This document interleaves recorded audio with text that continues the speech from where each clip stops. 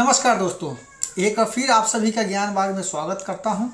और आज मैं आप लोगों को एक पाठ में विज्ञान विषय में फिर एक साथ 80 क्वेश्चन आंसरों के साथ मैं आप लोगों के समक्ष उपस्थित हुआ हूं। बीच में हम लोग का वीडियो नहीं आ रहा था क्योंकि अभी हम लोग एग्ज़ाम में व्यस्त थे। अब उसके बाद अब सिर्फ 10th के बच्चों को ही के एग्ज़ाम के बारे में सोचना है और उन्हीं का जो क्वेश्चन आंसर है उनको देखना है। तो आज हम लोग देखेंगे कि NCERT बुक का प्रश्न उत्तर, जिसमें कि लघु उत्तरीय प्रश्न है, और धातु अधातु का है जिसमें कि 80 प्रश्न है। उसके प्रश्न उत्तर को आज हम लोग देखेंगे।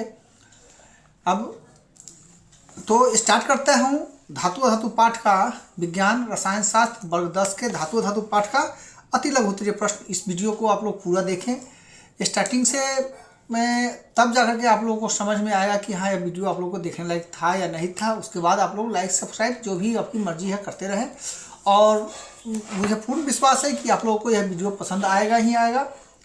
तो स्टार्ट करते हैं। अति लघु उत्तरीय प्रश्न, जिसका कि आंसर एक लाइन में होता है। कभी कभी प्रश्न का जो ज़्यादातर प्रश्नों के उत्तर जो होते हैं छोटे छोटे होते हैं।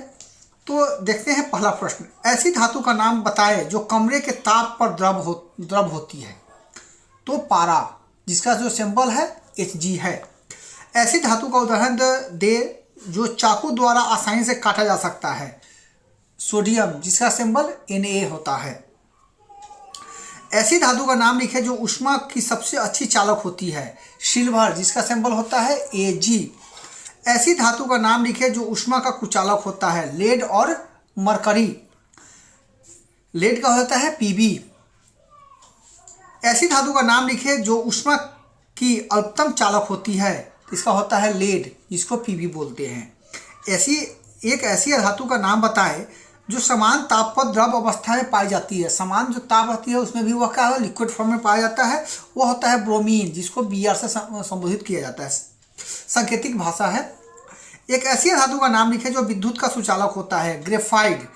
आयरन की भाप के साथ अभिक्रिया का रासायनिक समीकरण लिखे।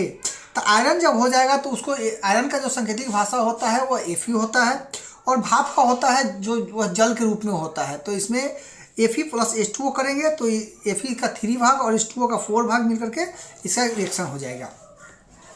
उस धातु का नाम बताएं जो विद्युत के प्रवाह पर तीव्र प्रतिरोध करता है। पारा। दो ऐसी धातुओं के नाम बताएं जो शाब्दिक आघातवर्धन तथा अन्य तन हो। सोना और चांदी। 1 ग्राम सोने में जितनी लंबी तार खींची जा सकती है, 1 ग्राम सोने से कितनी लंबी तार खींची जा सकती है, तो 2 किलोमीटर। उन धातुओं के नाम बताएं जो हाइड्रोजन के साथ अभिक्रिया करती है। Na, sodium, potassium, calcium. 2 धातुओं के नाम बताएं जो तनु अम्ल में हाइड्रोजन को विस्थापित नहीं कर पाती है। Cu और Au। विद्युतीय परिपथ बनाने के लिए किस धातु का उपयोग किया जाता है?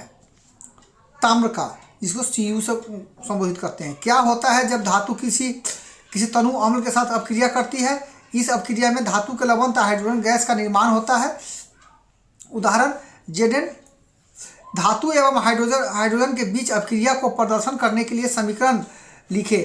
CaH2G होगा CaH2G। ध्वनिक किसे कहते हैं? वे धातुएं जो कठोर सतह से टकराने पर आवाज उत्पन्न करती है उन्हें सोनरस कहते हैं, या सोनरस या ध्वनिक कहते हैं। अपरूप किसे कहते हैं?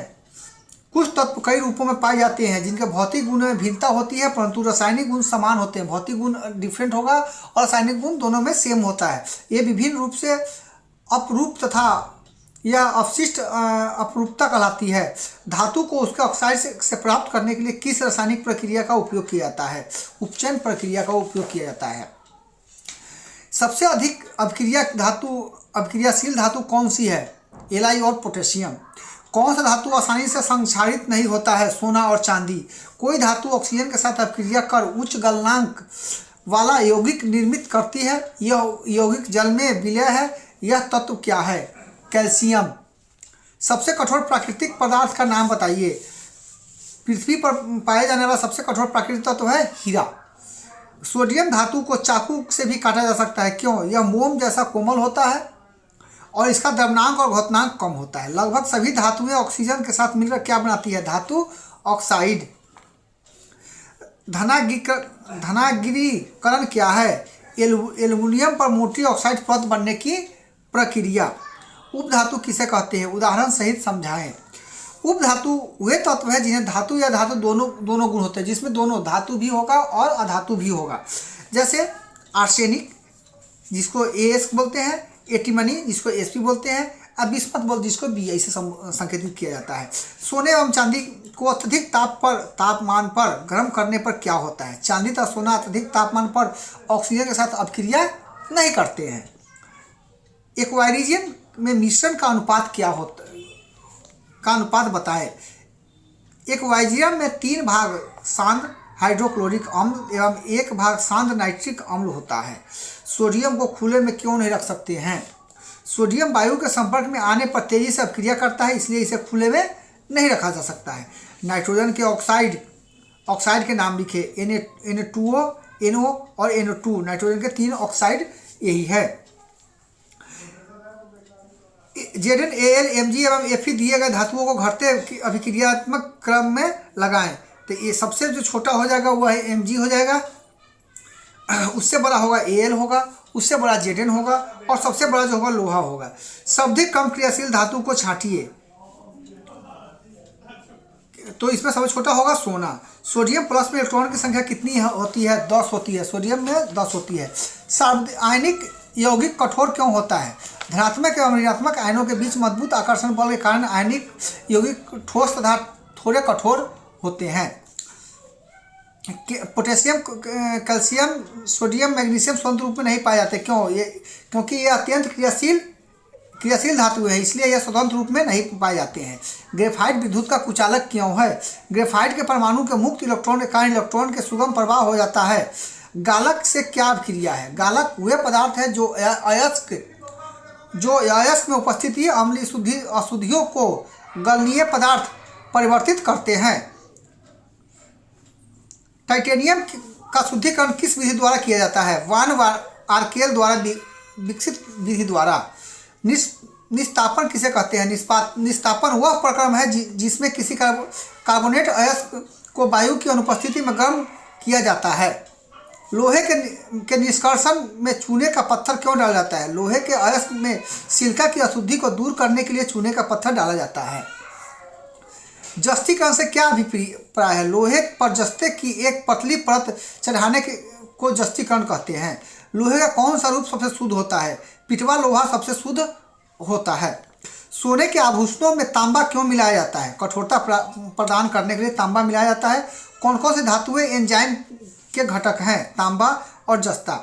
स्नायु एवं पेशियां संकुचन की वैद्युत प्रक्रिया में भाग लेने वाली धातुएं कौन सी है? सोडियम तथा पोटेशियम। अरक्ता होने पर क्या लेना चाहिए? आयरन। यदि हमारे शरीर में तांबे की मात्रा बढ़ जाए तो कौन सा रोग हो जाता है? विल्सन रोग हो जाता है। आवर्त सारणी में कुल आवर्त कितनी अधातुएं हैं? आवर्त सारणी में 22 अधातुएं हैं। कुल 22 अधातुओं में से कितनी ठोस, तरल और गैसीय है? 22 धातुओं में से 11 गैस, 1 तरल और शेष 10 ठोस है। तरल अधातु के नाम लिखे। ब्रोमीन। विद्युत की सुचालक अधातु के नाम लिखे। ग्रेफाइट। गंधक के अणु किस रूप में पाए जाते हैं? गंधक के अणु 8 सदस्यीय वाली किसी वलयाकार संरचना के रूप में पाए जाते हैं। रबर की कौन सी वस्तु में गंधक सबसे अधिक होती है? रबर टायरों में गंधक की मात्रा सबसे अधिक होती है। कोक एक अच्छा